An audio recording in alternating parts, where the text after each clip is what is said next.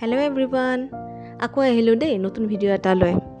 আজি যিহেতু অশোকা অষ্টমী হয় আৰু অশোকা অষ্টমীৰ কাৰণে ভাইটি আৰু মই গ'লোঁ আজি উত্তৰ গুৱাহাটীত থকা অশোকলান্তালৈ।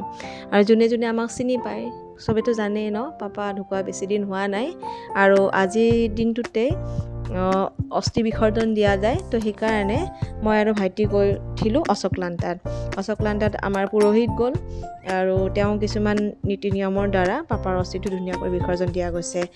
আৰু ইমান ভিৰ, বাপৰে, একদম জেগাই নাই, তাত বহুত ভিৰ হৈ যায়। এইবিলাক দেখা পাই এনেকুৱা লাগে যে মানুহ কিমান মৰিছে ন। তো যি নহওক বাৰু, হিন্দু ধৰ্মখিনিহে এনেকৈ গৈছে অস্থি বিসৰ্জন দিব লগা, তাৰ ওপৰতো কিমান মানুহ মৰিছে নহয় জানো। তো এইবিলাক দেখি মনটো অকণমান বেয়াও লাগে। তথাপিও মই ভিডিঅ' বনাইছোঁ। ভিডিঅ' বনোৱাৰ কাৰণ এইটোৱে যে এইখিনি যিখিনি মেমৰি, সেই মেমৰিখিনি যাতে আমাৰ লগত থাকি যায়।